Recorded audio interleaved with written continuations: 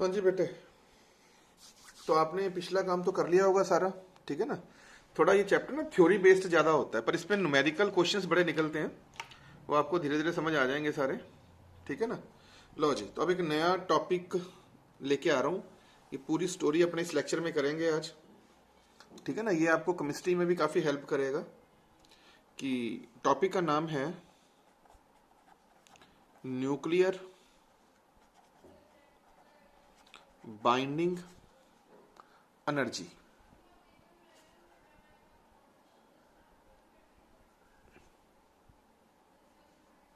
का नाम है न्यूक्लियर बाइंडिंग एनर्जी।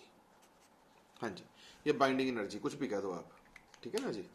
ओके, तो सबसे पहले तो अपने ये देखें कि बाइंडिंग एनर्जी होती क्या है ना। पहले का सारा कर लेना जरूर, स्पेक्ट्रम वगैरह ना सारा कुछ कर लेना अच्छे से। लो यार लिखो जी। तो पहले वाला काम आसान ही है। आज आपको पूरी स्टोरी कराता हूँ इसकी, बस आप धीरे धीरे करके ना 2-3 दिन के बाद के अंदर अंदर अपने कहानी शुरू करते हैं, ठीक है ना जी। आज मुझे ये सारी स्टोरी करवा लेने दो। आज ये सारा करवा के ना कल इसके न्यूमेरिकल करवाता हूँ, ठीक है ना। कोई बात नहीं, चलो आज तो करो पहले एक बार। लिखिए जी, binding energy of a nucleus. Definition लिखो बच्चों अपनी कॉपी पे। Binding energy of a nucleus is the energy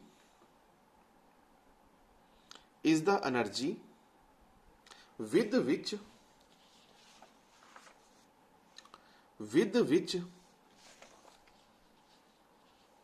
nucleons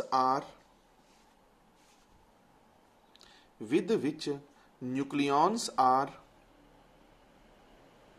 bound, bound, bound in the nucleus। मतलब ऐसी बाइंडिंग एनर्जी जिसकी वजह से न्यूक्लियस के अंदर न्यूक्लियॉन्स का मतलब न्यूट्रॉन एंड प्रोटॉन्स बाइंड रहते हैं। लिख लिया जी, वापस बोल दूं। Binding energy of a nucleus is the energy with which nucleons are bound in the nucleus. लो सर, नक्की। चलिए अब आइए अगला स्टेटमेंट इसी का एक और। It is measured by the work required to be done. It is measured by the work required to be done. Work required to be done to separate the nucleons. Done to separate the nucleons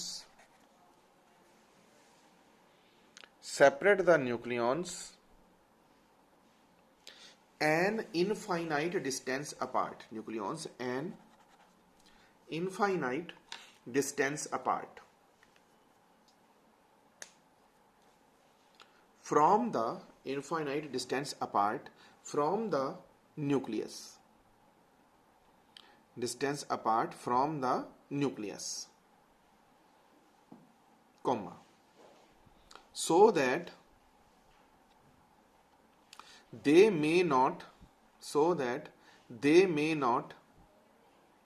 interact with each other. So that they may not interact interact with each other। क्या मतलब? चाहे तो आप binding energy की definition ये कह दो कि ऐसी एनर्जी जो न्यूक्लियॉन्स को बाउंड करती है, या ऐसा कह दो कि इतना वर्क जिससे कि जितना ज्यादा वर्क चाहिए हमें न्यूक्लियस को तोड़ने के लिए, सेपरेट द न्यूक्लियॉन्स। तो कॉमन सेंस है यार कि अगर आप न्यूक्लियस को तोड़ने में ज़्यादा समय लगाते हैं या ज़्यादा दम लगाते हैं, ज़्यादा वर्क यूज़ करते हैं, इसका मतलब वो न्यूक्लियस क्या है, मजबूत है। तो दोनों तरह की डेफिनेशन चलती है बाइंडिंग एनर्जी में। चाहे कह दो न्यूक्लियस को जोड़ना, चाहे कह दो तोड़ना, पर तोड़ने वाले को ज़्यादा प्रेफरेबल बोला जाता है। तभी जो ये सेकेंड नंबर में डेफिनेशन लिखाई है ना आपको It is measured by the work required to be done to separate the nucleons an infinite distance apart from the nucleus so that they may not interact with each other. ये ज्यादा important है, इसीलिए तो मैं बोलता होता हूं कि जो बाइंडिंग एनर्जी है वो जोड़ना नहीं तोड़ना होता है, सेपरेट करना होता है। और आपने +1 में से मोस्टली सभी बच्चों ने पढ़ी हुई है कि जब भी कोई चीज रिपेल करनी है मतलब तोड़नी है तो एनर्जी हमेशा पॉजिटिव होती है। तभी तो कहते हैं कि बाइंडिंग एनर्जी को कभी भी नेगेटिव कंसीडर नहीं करते। चलिए सर, यहां तक का मसला हल हो गया, चलो बहुत अच्छी बात है। अब आइए नेक्स्ट टर्म, मास डिफेक्ट क्या होता है? क्या होता है जी मास डिफेक्ट? डेल्टा एम लिखो बेटा, क्या होता है mass defect? The mass of a nucleus, लिखो बेटे, the mass of a nucleus is always found to be, the mass of a nucleus is always found to be less than the LESS, less than the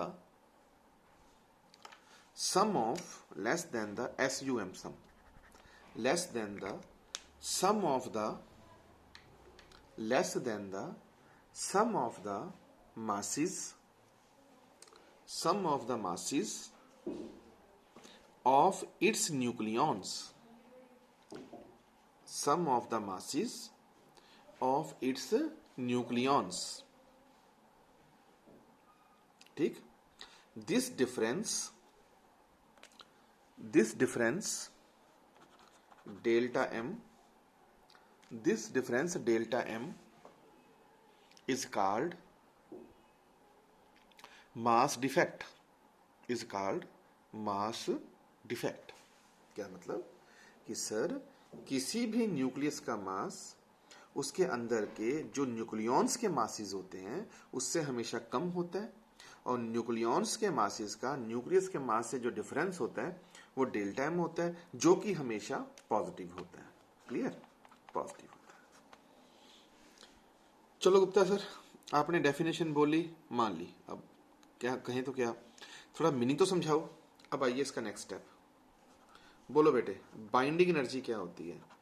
delta M C square को binding energy बोलते हैं, mass defect into सी square को binding energy बोला जाता है। बहुत अच्छी बात है। अब आपको एक चीज बताता हूं। फॉर एग्जाम्पल, आपके पास ZMA न्यूक्लियस है, सुनना मेरी बात, क्या कौन सा न्यूक्लियस है? ZMA। बता सकते हैं इसका डेल्टा एम कितना होगा? बताऊं? पहले बता, इसमें जेड कितने हैं, प्रोटॉन कितने हैं? Z into mass of proton, मैं ठीक करूं, प्लस न्यूट्रॉन कितने हैं? A minus Z, mass of neutron minus total mass of Z M. क्या मुझे इसको डेल्टा एम नहीं कहना चाहिए?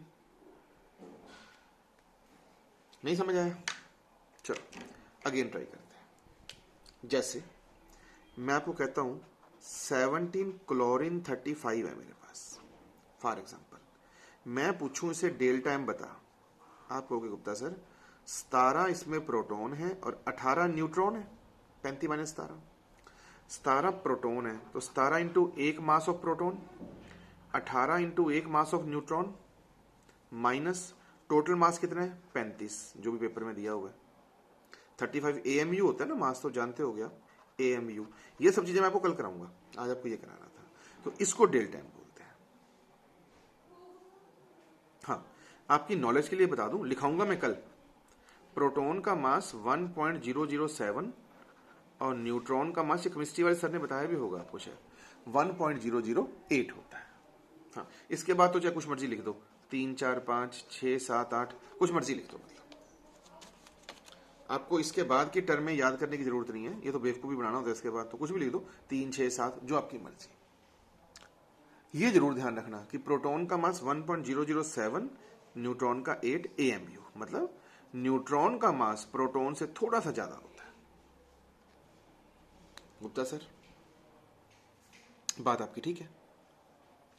थोड़ा सा और प्रैक्टिकली समझाओ। अब ये देखो, डेल्टा एम ध्यान से देखना, क्या लिखोगे, 17 इंटू 1.007 प्रोटॉन का मास एंड 345 कुछ भी लिख देना यहाँ पे, 18 इंटू 18 इंटू बोल बेटे 1.008 एंड और कुछ भी लिख देना, -35। इतना AMU आंसर आएगा। अब तू खुद ही बता, ये कौन है 17 पॉइंट समथिंग, ये कौन है 18 पॉइंट समथिंग, नेट रिजल्ट क्या है 35 पॉइंट समथिंग। तो इस 35 पॉइंट समथिंग में से 35 घटा दे तो क्या बच जाएगा, पॉइंट समथिंग AMU।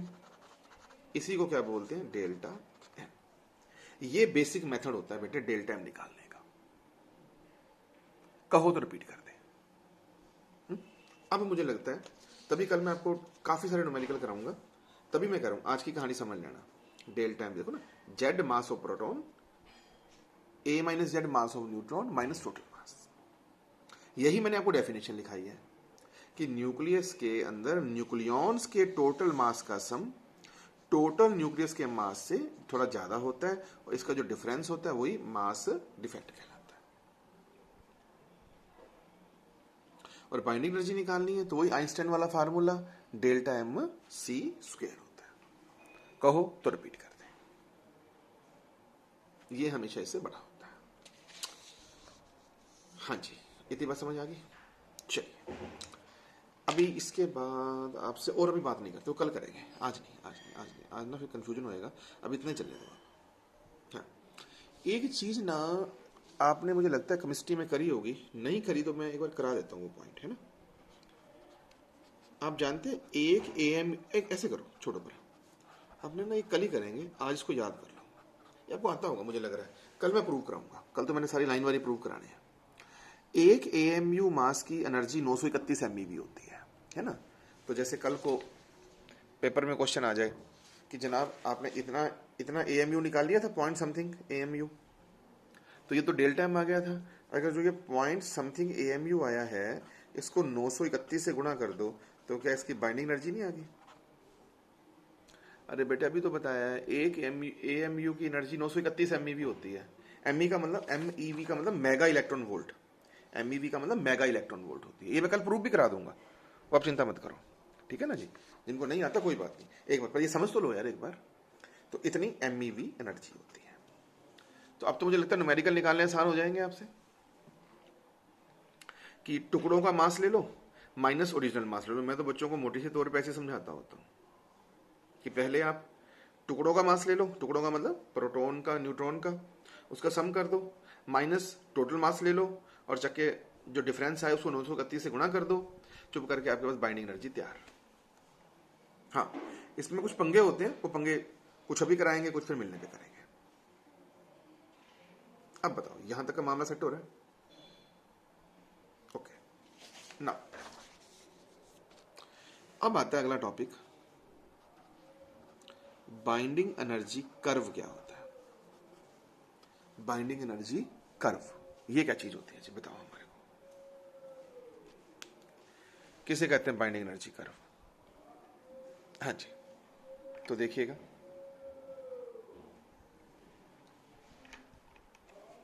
ये कहता आपने कर्व बनाना है, ठीक है। इस कर्व में ये होता है बाइंडिंग एनर्जी पर न्यूक्लियॉन। क्या होता है, बाइंडिंग एनर्जी पर nucleon, who is a number of nucleon. Clear. सारी की सारी जो दुनिया है ना बेटा, वो बाइंडिंग एनर्जी की बजाय बाइंडिंग एनर्जी पर न्यूक्लियॉन पे ज्यादा प्रेफरेबल होती है। क्यों होती है, इसका कारण मैं आपको कल बताऊंगा, आज एक बार याद तो करो ना यार, आज सारी कहानी याद कर लो। कल थोड़ी सी मतलब आधा का लेक्चर इसका और आधा का लेक्चर न्यूमेरिकल का चलेगा, ठीक है। और ये कौन है, ए नंबर ऑफ न्यूक्लियॉन। तो बाइंडिंग एनर्जी पर न्यूक्लियॉन और नंबर ऑफ न्यूक्लियॉन का ग्राफ बनाना होता है। ये एक यूनिवर्स का एक नेचर का ग्राफ है, इसको आपने और मैंने नहीं बनाया। क्या ग्राफ होता है, ये ऐसे होता है,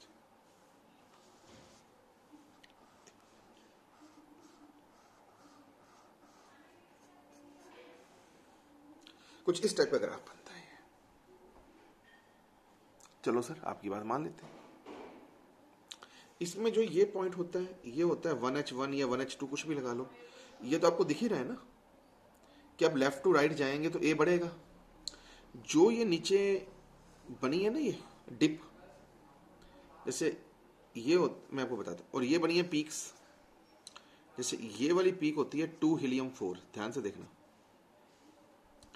ये होती है 4 बेरिलियम 8, ये होती है 6C12, और ये होती है 8O16, और यहां से पीक बनती है 10 नियॉन 20। मतलब ये सारी पीक वो होती हैं, ये हीलियम की, ये बेरिलियम, ये कार्बन, ये ऑक्सीजन, और ये नियॉन, 10 नियॉन 20। दिख तो रहा ना सभी को? हाँ, अब ये समझा देता हूं। इसमें देखो,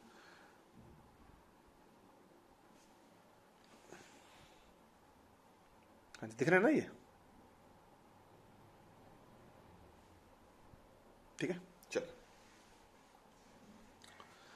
नक्की हो गया। Helium 4 beryllium 8 6C12 8O16 10 neon 20। जो नीचे होता है डिप, इसमें ये आ जाएगा, ये हीलियम है तो 3 लिथियम 6, ये आएगा 5 बोरोन 10, ये आ जाएगा 7N14, और इसको यार इधर लिख दूं तो यार दिक्कत आएगी इधर लिखने में, तो इसको मैं उठा के इधर ले आता हूँ, इस वाले को 9 फ्लोरीन 18। ठीक है, ये होता है। पहले मुझे बताओ ये बात जम रही है? सर कहना क्या चाह रहे हो? अरे कहना भाई कुछ नहीं चाह रहा मैं, सिंपल है, आप लेफ्ट टू राइट जाओगे, ए बढ़ेगा ना, ये देखो यहाँ ए 2 था, तुम पीक पे चले गए, 4 बन गया, अब 6 8 10 12 14 16 18 20, मतलब बढ़ता जा रहा है। लेकिन जो ये वाले न्यूक्लियस होते हैं और एक ही नीचे वाले न्यूक्लियस होते हैं, जो ये नीचे वाले न्यूक्लियस है, ध्यान से देखो, इसमें ऑड जेड एंड एन है कि नहीं है? जेड भी इसमें ऑड है, एन भी ऑड है, सोच के देख लो। इसका नंबर ऑफ प्रोटॉन 5 है, न्यूट्रॉन भी 5 है, 10 में से 5 गया 5, 3 है तो 3 है, 7 है तो 7 है। तो ये नीचे वाले वो न्यूक्लियस हैं जिनके प्रोटॉन न्यूट्रॉन सारे ऑड होते हैं, और ऊपर वाले के इवन होते हैं, ठीक है ना। तो अब ये ध्यान रखना, जिनके अंदर तो प्रोटॉन न्यूट्रॉन इवन इवन हो वो एक्स्ट्रा स्टेबिलिटी शो करते हैं, और जिनमें ऑड ऑड हो वो अनस्टेबिलिटी शो करते हैं। तो मेरे को लग रहा है कि मेरी बात से आप सहमत हैं कि सर ये ऑड ऑड हैं तो ये एक्स्ट्रा अनस्टेबिलिटी शो कर रहे हैं, तो इनका बाइंडिंग एनर्जी पर न्यूक्लियन नीचे आ गया, वो स्टेबिलिटी शो करते हैं तो वो ऊपर चले जाते हैं। मुझे लग रहा है यहां तक प्रोग्राम ठीक समझ आ रहा है। ओके, नाउ अब ना जो ये सबसे हाईएस्ट पॉइंट नहीं होता, ये वाला दिख रहा है जो आप, ये वाला सबसे हाईएस्ट पॉइंट, ये होता है 26 फेरस 56 का। अभी मैं आपको ना इसकी 5 5 6 लाइनें भी लिखा दूंगा। 26 फेरस 56 का ये हाईएस्ट पॉइंट होता है, मतलब फेरस 56 की बाइंडिंग एनर्जी सबसे ज्यादा होती है। देखिए उसके बाद जैसे मान लो ये कौन हो गया 20, ये 20 हो गया ना, ये देखो ये 30 लगा लो, ये 56, ये 100 लगा लो, ये 200 लगा लो, ये 300 लगा लो, यहां तक आप पहुंच जाते हैं 92 यूरेनियम 238 में। ये भी समझ आ गया होगा, 92 यूरेनियम 238। हाँ जी, तो क्या सीखा कि सर लेफ्ट से राइट जाने पर पहले तो ये पीक्स वगैरह बनती हैं, उसमें मैक्सिमा आता है, उसके बाद जब जो ये हैवी न्यूक्लियस है उनके लिए न्यूक्लियस सैचुरेटेड प्रॉपर्टी को शो करता है कि जब आप आगे चले जाते हैं हैवी की तरफ, तब न्यूक्लियस लाइकली सीधी सी लाइन ही होती है बाइंडिंग एनर्जी की, वो लाइकली सैचुरेशन प्रॉपर्टी पे होता है। ये इस कर्व के रिजल्ट थे जो कि आपको अच्छे से बनाना है, ये ध्यान से बनाना है एक एक चीज। ये हीलियम, ये बेरिलियम, जो भी मैंने लिखा, ये कार्बन, ये इसका अभी लिखे थे ना वीडियो बनाते हुए, ऐसे इसका ये वाला, इसका ये वाला, इसका ये वाला, इसका ये वाला है। ये देखो ना, जान के मैं इधर ले गया, अगर इसको मैं इधर बनाता तो फिर थोड़ा होच पोच सा हो जाता है। तभी यहाँ पे कलर कॉम्बिनेशन भी ऐसे ले रहा हूँ आपके लिए कि आपको कंफ्यूजन ही ना बने। और जब हैवी न्यूक्लियस के लिए ये लाइन सीधी सी रह जाती है, ये मतलब ज़्यादा डाउन नहीं जाती, तो लाइकली जो न्यूक्लियस है वो स्टेबिलिटी को शो करता है। मेरे को लग रहा है बात बन गई। चलिए अब सर एक एक करके बताएं कि ऐसा क्यों हो रहा है। ठीक सर, लॉजिक अब शुरू करिएगा। अब इसके पॉइंट्स लिखवा रहा हूं, अब शांति से सुनना। एक number,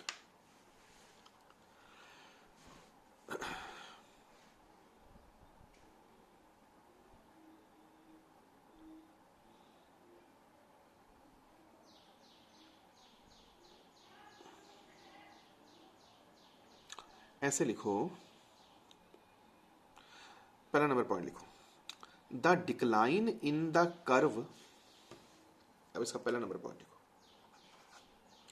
the decline in the curve at high mass numbers, decline in the curve at high mass numbers tells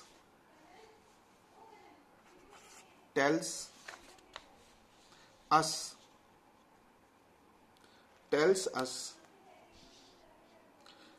that energy can be released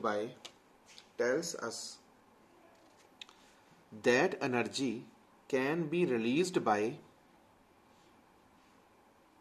breaking a single heavy nucleus,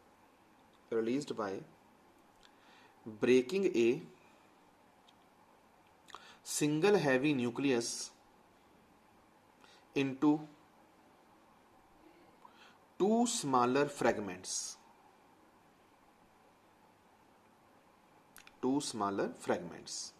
comma, the mass number of each of two smaller fragment,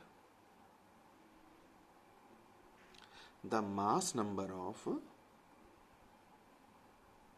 each of the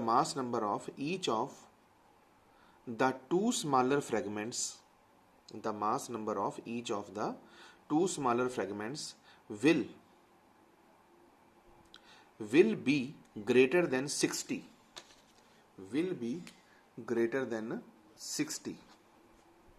called nuclear fission, हाँ जी। अब basically आप चाहते क्या है कि क्या कहना क्या चाह रहा है ये कि भाई किस तरीके से इस बात को मोल्ड किया जाए। ये कह रहा है सर कि जैसे मान लो मेरे पास न्यूक्लियर फिशन है, जैसे आपने पढ़ा भी होगा 92 यूरेनियम 235 वाला, जिसपे वो न्यूट्रॉन टक्कर मारता होता है ना, जैसे बेरियम और क्रिप्टॉन बनता है ना, साथ में 3 न्यूट्रॉन्स और बन जाते हैं। याद आ गया आपको रिएक्शन वाला, है ना? तो ये उसी की बात कर रहा है। कहता है अगर आपके पास एक हैवी न्यूक्लियस है, जैसे यूरेनियम 235 है, तो कुछ यहाँ की एनर्जी आ गई, वैसे बात कर रहा हूँ, है ना। एक न्यूट्रॉन है तो कुछ यहाँ की एनर्जी आ जाएगी न्यूट्रॉन पे, तो यहाँ मतलब जैसे यूरेनियम 235 है तो 235 कुछ यहाँ आ जाएगा ना, तो यहाँ की एनर्जी ये, न्यूट्रॉन कुछ यहाँ लगा लो यार, यहाँ की एनर्जी ये, तो इस एनर्जी और इस एनर्जी को जोड़ लिया आपने। क्लियर? इधर से बेरियम और क्रिप्टॉन बन गया, बेरियम की अपनी एनर्जी ले लोगे, क्रिप्टॉन की यहाँ से अपनी एनर्जी ले लोगे, ऐसे करके 3 न्यूट्रॉन्स की अपनी एनर्जी ले लोगे। फिर वो कहता कि इन सारी एनर्जियों में से इसको सब्ट्रैक्ट कर देना, तो जो भी एनर्जी आती है वो किसकी आती है? न्यूक्लियर फिशन की आती है। कहने अभी इसकी डिटेल में कराऊंगा अगले 2-3 दिनों में ना, वही मैं बोल रहा था आपको। तो अभी इस टॉपिक में इतनी डिटेल नहीं डालनी है अपन ने, क्योंकि प्लस 2 में मार्क्स लेने होते हैं ना अपन ने। तो इसमें वो यही कह रहा है कि भाई साहब आपके पास जो फिशन की रिएक्शन है, जिनमें जो बेरियम है, क्रिप्टॉन है, आप पता ही है इनके मास नंबर 60 से ज़्यादा होते हैं शायद, जैसे क्रिप्टॉन का तो 141 होता है, समथिंग एल्स, है ना, वो करके दिखाऊंगा अभी मैं आपको।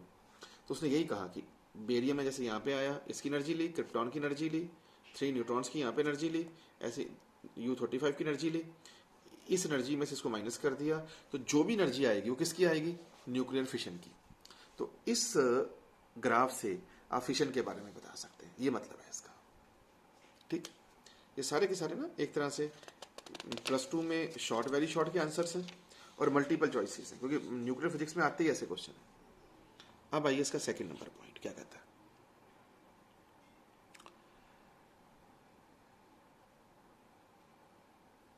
ऐसे लिखिएगा, the steep decline in the curve,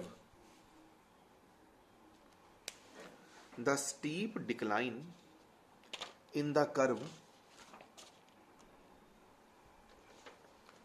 at low mass numbers, the steep declines in the curve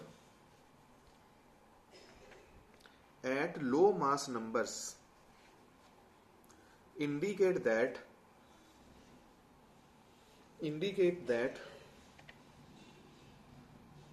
energy also be released, indicate that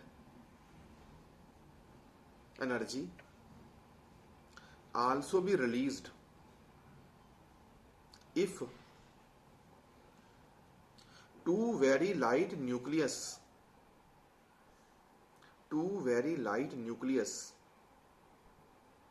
to form a single nucleus,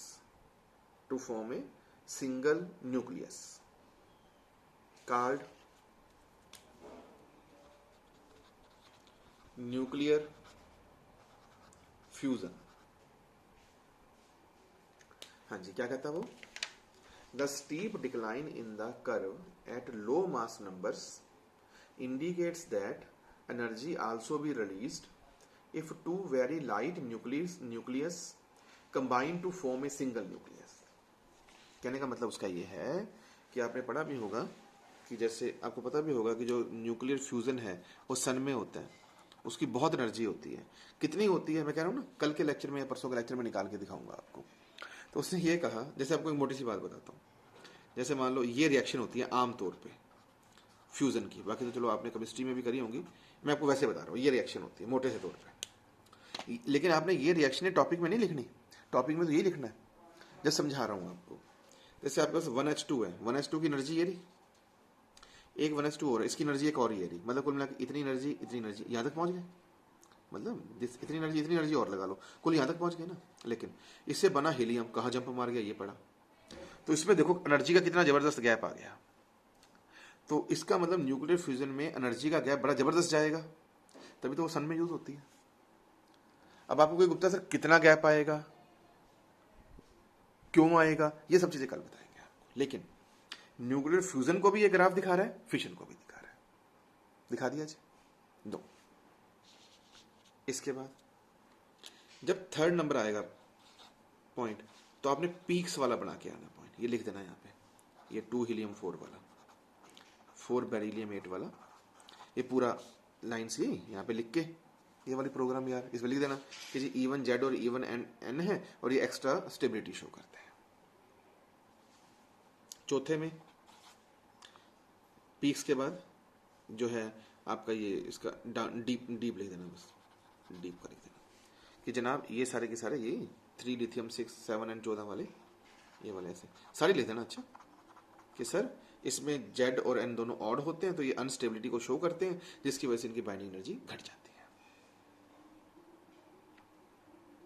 4 point बन गए। चलिए 5वां, अब इसमें यूं लिखना कि जनाब ऐसे लिखना, peak value of 26 ferrous 56 is, ये याद कर लो तो अच्छा है यार, है ना। कई बार यही डाटे +2 के पेपर में MCQ में आ जाते हैं। मतलब जो ये 26 फेरस 56 बनाया था ना ये वाला अपन ने, इसको आप इधर ले जाओ, तो इसकी वैल्यू 8.8 MeV पर न्यूक्लियन आती है, वही बाइंडिंग एनर्जी पर न्यूक्लियन। ये ध्यान रखना कि सबसे ज्यादा वैल्यू कितनी होती है, फेरस की 8.8 होती है। कर लिया, एक याद करना 5वां, पर 5 में एक लाइन और लिख लो, average binding energy per nucleon, यूं लिख लो, इसके साथ एक और लिख लेना कि average binding energy per nucleon equal to 8 MeV per nucleon. ऐसे लिखो, average binding energy per nucleon equal to 8 MeV per nucleon in the range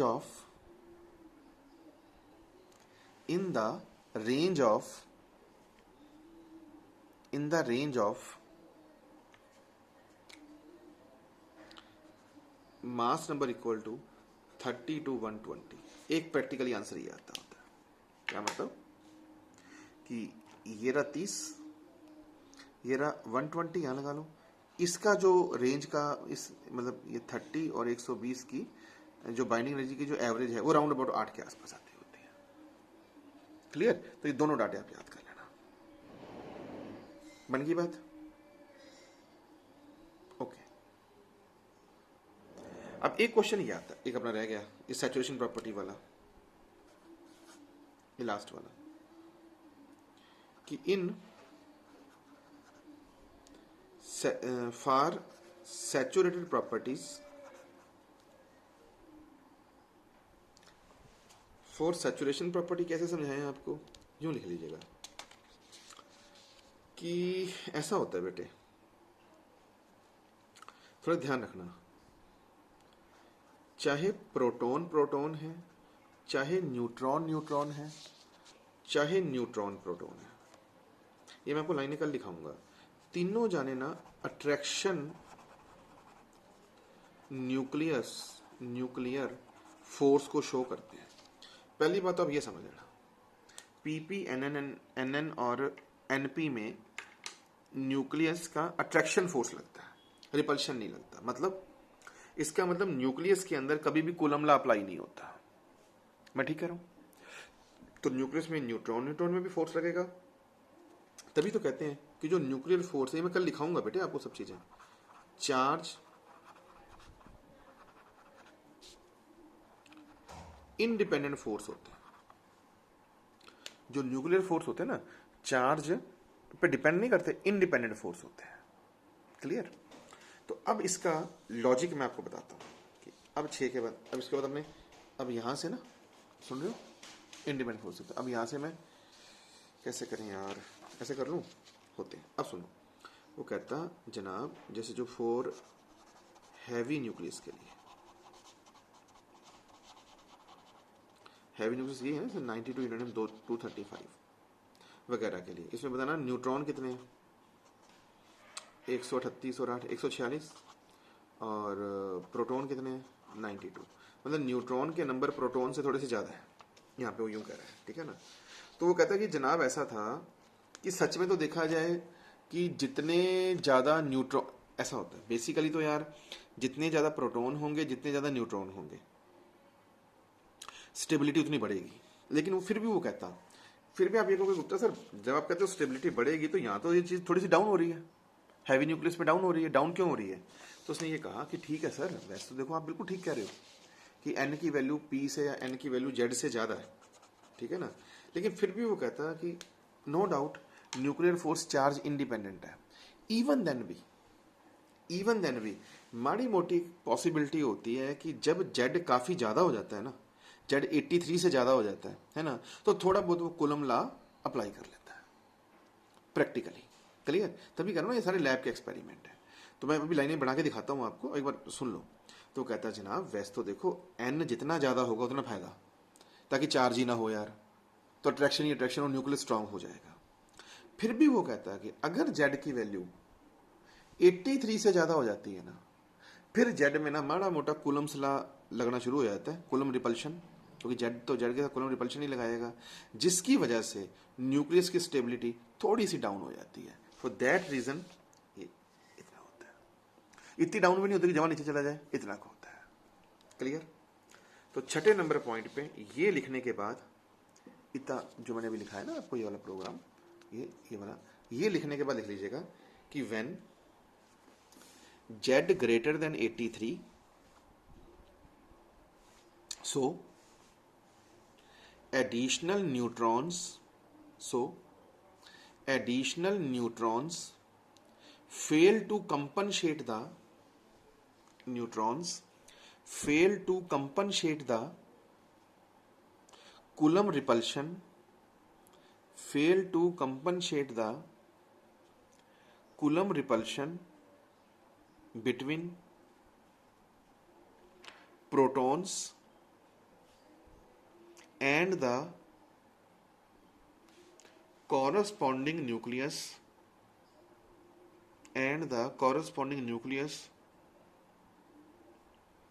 are no more stable, are no more stable. क्या मतलब कि जब Z की value 83 से ज़्यादा हो जाती है तो अब जो ये प्रोटॉन्स है ना, ये जो एडिशनल न्यूट्रॉन आपके पास और पड़े हैं 146 में और भी पड़े हैं, उनको कंपनसेट करने के लिए ना कूलम्ब रिपल्शन डोमिनेट कर जाता है, ठीक है ना। ये एडिशनल न्यूट्रॉन उतने अब प्रोटॉन्स के रिपल्शन को कंपनसेट नहीं कर पाते, जिसकी वजह से न्यूक्लियस थोड़े से डाउन हो जाते हैं। अब मुझे बताओ यहां तक की बात हजम होती है आपके? क्लियर? तो बेटे आज का काम बहुत इंटरेस्टिंग है, ये बहुत बढ़िया पेपर बनेगा, इसका ढंग से समझ लेना कि मास डिफेक्ट किसे कहते हैं, बाइंडिंग एनर्जी कैसे निकालते हैं। ये ग्राफ को कम से कम 2 बार अपनी कॉपी पे बना के देखना, रफ कॉपी पे, और फिर इसका एक एक लॉजिक देना। ये सारा मैंने लिखा के डिटेल में आपको। हाँ, इतना करने के बाद एक टर्म और आती है, वो भी कराई देता हूं। ये ना एक साइंटिस्ट था ऑस्टन ने दी थी। कहता है जी बताएंगे पैकिंग फ्रैक्शन क्या होता है, एफ। तो थोड़ा समझ लेना, एफ भी क्या होता है, डेल्टा एम अपॉन ए होता है, जो कि ना हमारे आम बुक्स में लिखा होता है। तो ध्यान रखना इसको ना, डेल्टा एम नहीं डेल्टा एम डैश कह देना। वो मास डिफेक्ट था ना, ये मास एक्सेस होता है बेटे। What is packing fraction? Mass excess upon A, ना कि mass defect upon A. Clear? अब गुप्ता सर मास एक्सेस क्या होता है? वो बस वो याद करना पड़ेगा आपको, जेड एम में माइनस ए अपॉन ए। समझ गए मेरी बात? मतलब जेड एम में से ए घटा दो। आमतौर पे तो हम क्या कहते हैं कि जनाब जेड एम में जो होता है उसका मास ए ही तो होता है, पर नहीं बेटे, आपने केमिस्ट्री में देखा भी होगा कि 17 क्लोरीन 35 है, तो उसका ए तो 35 है, लेकिन उसका जो टोटल मास है 34 पॉइंट समथिंग होता है। तो बस ये तो हो गया समझ ले 35, ये हो गया 34 पॉइंट समथिंग। तो पैकिंग किसी में ज़्यादा भी होता है, किसी में कम भी होता है। तो उसने यही चीज़ समझाई हमें कि जनाब जेड एम में से मास नंबर को घटा दो, इसको बोलते हैं मास एक्सेस, और जो मास डिफेक्ट है वो मैंने अच्छे से करा दिया, ठीक है ना। तो इस चीज को बोलते हैं पैकिंग फ्रैक्शन, और उसको क्या बोलते हैं, मास डिफेक्ट। क्लियर? एक चीज आपको और बता देता हूं, फिर छुट्टी करते हैं। लास्ट पॉइंट है न्यूक्लियर स्टेबिलिटी कर्व क्या होता है। आमतौर पे शॉर्ट आंसर्स होते हैं, आ जाते हैं। अभी तो आपको बताया है कि मोटे तौर पे जितना एन ज्यादा होगा उतनी स्टेबिलिटी ज्यादा, क्योंकि जेड ज्यादा होगा तो जेड 83 के बाद तो मामला खराब कर रहा है। तो वो कहता है कि जनाब ऐसे ले लो ना, ये एन है ये जेड है, तो इसमें ये जो ग्राफ है ना, समझिए ना मेरी बात, इस ग्राफ का मतलब तो क्या होगा, एन इक्वल टू जेड। इसका मतलब क्या होगा, एन ग्रेटर देन जेड। बस थोड़ा सा ये याद कर लेना। तो जिस न्यूक्लियस में एन जेड से ज्यादा होएगा उसे न्यूक्लियर स्टेबिलिटी कर्व कहते हैं। तो एन जेड से ज्यादा हो गया, ठीक है सर। लो जी, तो आज सारा थ्योरी बेस्ड करवाया, पर इसमें न्यूमेरिकल बहुत बनेंगे, वो मैं कल दिखा दूंगा आपको अच्छे से।